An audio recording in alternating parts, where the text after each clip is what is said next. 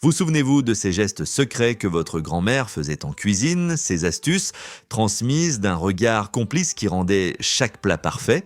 La vraie cuisine française ne vit pas dans les restaurants étoilés, mais dans ces techniques ancestrales que nos aînés pratiquaient comme des rituels sacrés. Transmises de mère en fille dans des cuisines modestes où chaque geste avait sa raison d'être, elles défient encore aujourd'hui les gadgets modernes avec une efficacité surprenante. Voici 20 astuces de cuisine française étrangement utiles qui ont traversé les générations et qui marchent vraiment. La cuillère en bois posée sur la casserole. Combien de fois avez-vous vu votre mère poser une grande cuillère en bois en travers de la casserole ou chauffer le lait? Ce geste apparemment superstitieux repose sur une réalité physique étonnante que la science a confirmée depuis. Le bois, mauvais conducteur de chaleur, fait éclater les bulles de mousse qui montent vers la surface avant qu'elles ne débordent catastrophiquement sur la cuisinière. Cette astuce sauvait le lait du matin dans les cuisines où l'on ne pouvait pas rester planté devant les fourneaux à surveiller constamment. Les mères préparaient les cartables des enfants, brossaient les cheveux des petites filles, tout en surveillant d'un œil le précieux liquide qui ne débordait jamais grâce à cette sentinelle de bois fidèle au poste. L'odeur du lait brûlé répandue sur les plaques chauffantes reste un souvenir désagréable que cette simple astuce permettait d'éviter complètement. Le vinaigre blanc dans l'eau des œufs pochés. L'œuf poché parfait représentait autrefois un test d'admission dans les grandes maisons bourgeoises pour les cuisinières qui postulaient. Le secret résidait dans une cuillère à soupe de vinaigre blanc versé dans l'eau frémissante avant d'y glisser délicatement l'œuf. L'acidité du vinaigre fait coaguler le blanc instantanément autour du jaune encore coulant, créant cette forme compacte et élégante tant recherchée.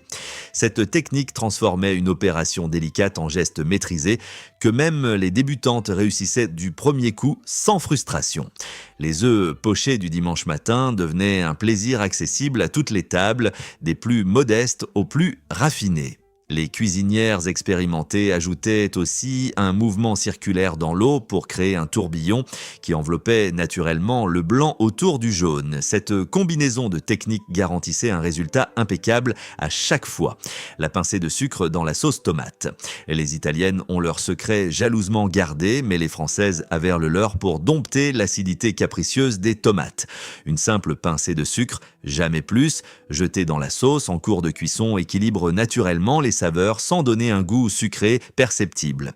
Cette alchimie subtile transforme une sauce agressive qui attaque le palais en velours soyeux pour les papilles. Nos grands-mères goûtaient attentivement, fronçaient légèrement les sourcils en réfléchissant, puis attrapaient le sucrier avec la précision d'une apothicaire préparant ses potions. Ce geste discret expliquait pourquoi leur sauce surpassait toujours celle des recettes suivies à la lettre par les cuisinières moins expérimentées. Cette astuce fonctionne particulièrement bien avec les tomates en conserve, souvent plus acides que les tomates fraîches du jardin gorgées de soleil estival. Le bouquet garni attaché à la ficelle de cuisine. Dans chaque tiroir de cuisine française dormait une pelote de ficelle blanche réservée exclusivement aux usages culinaires. Le bouquet garni, assemblage traditionnel de thym, laurier et persil, s'attachait solidement avec un long brin dont l'extrémité pendait hors du faitout. Cette astuce permettait de repêcher facilement les herbes sans fouiller désespérément dans le pot-au-feu ou la blanquette avec une écumoire. Les cuisinières accrochaient parfois la ficelle à la poignée de la marmite pour ne jamais perdre le précieux bouquet dans les profondeurs obscures du bouillon. Ce geste pratique évitait de croquer sur une branche de thym fibreuse au milieu du repas dominical devant les invités. Certaines grand-mères fabriquaient leurs bouquets garnis à l'avance, les séchant suspendus dans la cuisine pour les avoir toujours sous la main quand l'inspiration culinaire se manifestait, le lait chaud dans la purée. Votre grand-mère vous aurait regardé avec horreur et consternation si vous aviez osé verser du lait froid dans vos pommes de terre écrasées. Le lait devait toujours être chauffé, presque bouillant, avant de rejoindre la purée pour obtenir cette texture onctueuse sans grumeaux qui caractérise la vraie purée maison. Le choc thermique entre le lait froid et les pommes de terre chaudes crée ces petites boules désagréables que personne ne veut découvrir dans son assiette. Les cuisines résonnaient du bruit caractéristique du fouet battant vigoureusement pendant que le lait fumant s'incorporait progressivement en filets réguliers. Cette purée aérienne et légère accompagnait les viandes en sauce avec une perfection que les flocons industriels ne reproduiront jamais malgré leurs promesses publicitaires. Le beurre aussi devait être à température ambiante, autre secret pour une purée véritablement soyeuse et fondante, le bain-marie pour fondre le chocolat. Le chocolat brûlé représentait le cauchemar absolu des pâtissières du dimanche qui tentaient de préparer les desserts de fête. La technique du bain-marie, casserole d'eau frémissante surmontée d'un récipient contenant le chocolat, permettait une fonte douce et parfaitement contrôlée. La chaleur indirecte préservait la brillance et la texture soyeuse que la flamme directe aurait irrémédiablement gâchée en quelques secondes d'inattention. Les grands-mères surveillaient attentivement que pas une goutte d'eau ne touche le chocolat, condition absolue pour éviter qu'il ne se saisisse et devienne granuleux et irrécupérable. Cette patience récompensait les familles avec des gâteaux au glaçage parfait et brillant qui faisaient la fierté des tables dominicales. L'odeur du chocolat fondant doucement emplissait la cuisine, promesse de délices à venir qui faisait saliver toute la maisonnée. La pomme de terre crue dans la soupe trop salée. Une main trop généreuse sur la salière pouvait compromettre une soupe longuement mijotée pendant des heures. La solution de secours consistait à plonger une grosse pomme de terre crue soigneusement épluchée dans le liquide trop salé pendant une vingtaine de minutes. L'amidon de la pomme de terre absorbe naturellement l'excès de sel comme une éponge miraculeuse venue sauver le repas. On retirait ensuite la pomme de terre gorgée de sel avant de servir et la soupe retrouvait un équilibre acceptable qui ne faisait pas grimacer les convives. Cette astuce de dernière minute a sauvé d'innombrables repas dominicaux et la réputation de nombreuses cuisinières momentanément distraites. Certaines ajoutaient même une deuxième pomme de terre si le désastre semblait particulièrement important, redoublant l'effet absorbant. Le gros sel pour nettoyer la poêle en fonte. Les poêles en fonte de nos aïeuls ne voyaient jamais une goutte de liquide vaisselle sous peine de perdre leur précieux culottage patiemment acquis. Le nettoyage s'effectuait à chaud avec une poignée de gros sel frotté énergiquement à l'aide de papier journal froissé en boule. Les cristaux de sel décollaient les résidus alimentaires les plus tenaces sans attaquer la couche protectrice noire et brillante construite au fil des années de cuisson. Un simple essuyage avec un chiffon légèrement huilé complétait l'entretien de ces ustensiles transmis précieusement de génération en génération. Ces poêles centenaires cuisaient encore mieux que les revêtements anti-adhésifs modernes qui s'usent lamentablement en quelques années d'utilisation. La fonte bien entretenue devenait naturellement anti-adhésive, récompense d'une patience et d'un soin constant. Réchauffer les assiettes au four doux avant de servir. L'art de la table à la française ne tolérait absolument pas que les plats chauds refroidissent au contact d'assiettes glacées.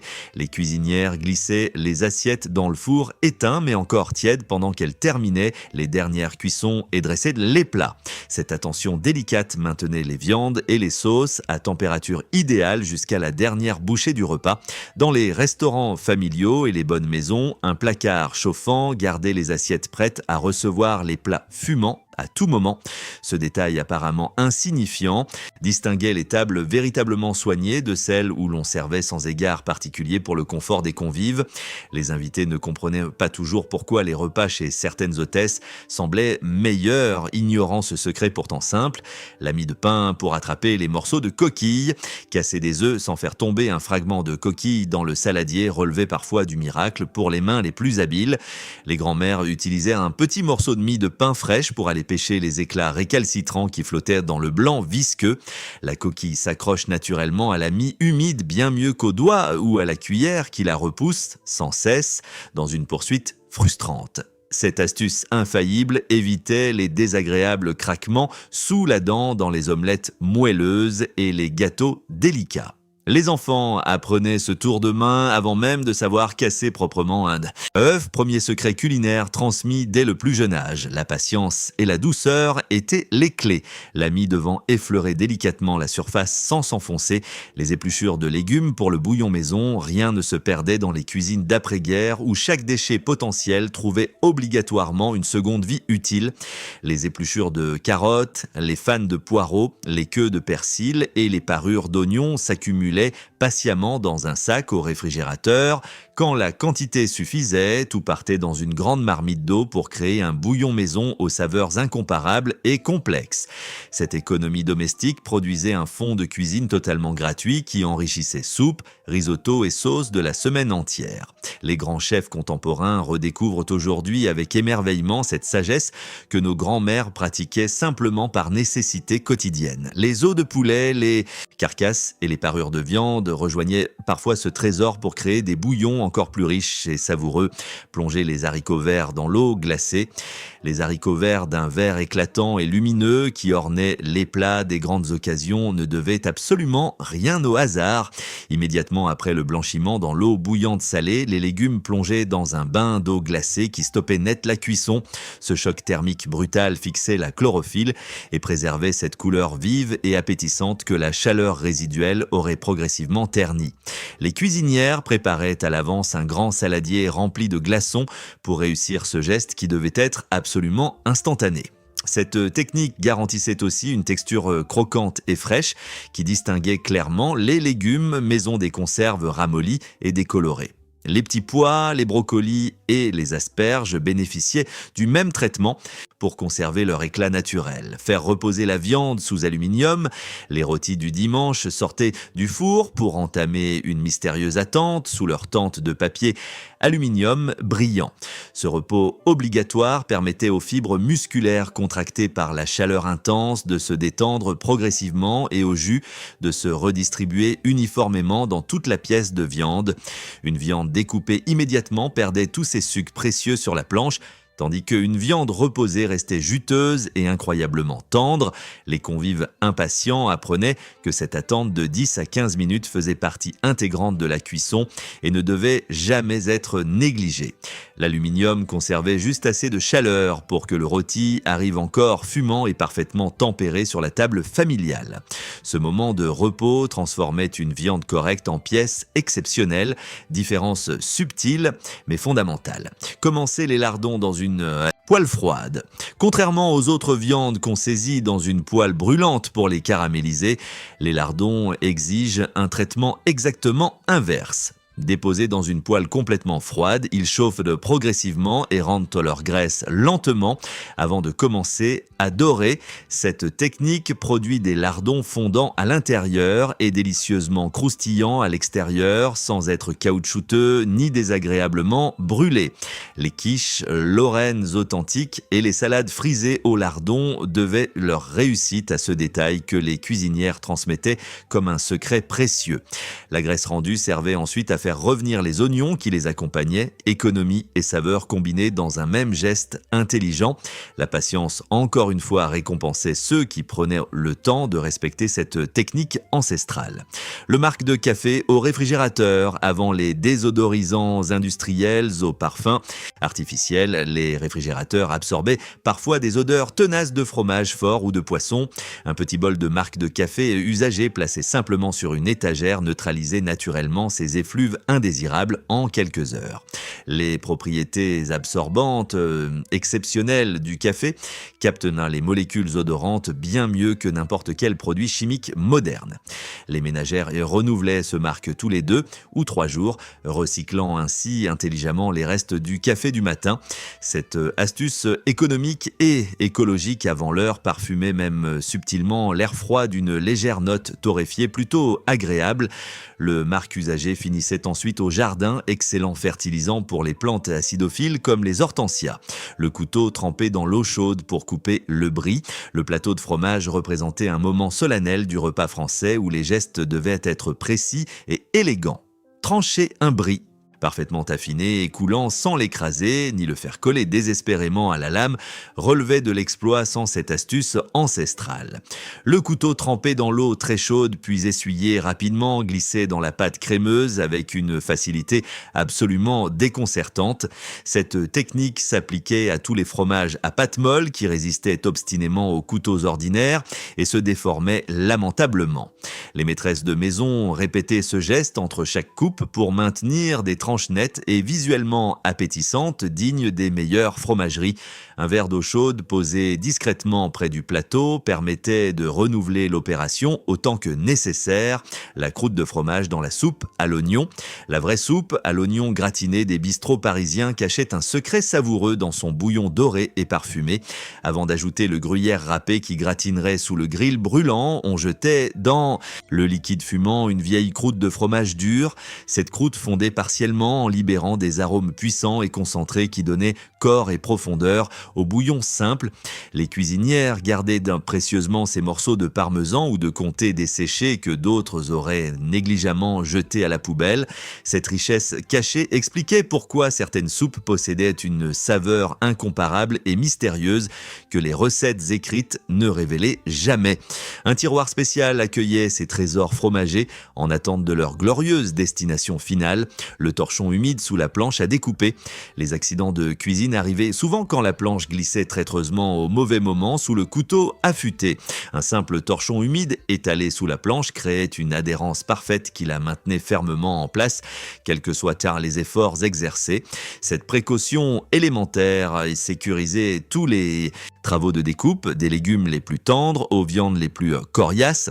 Les apprentis cuisiniers recevaient ce conseil dès leur toute première leçon, geste fondamental de sécurité, avant même de toucher un couteau tranchant.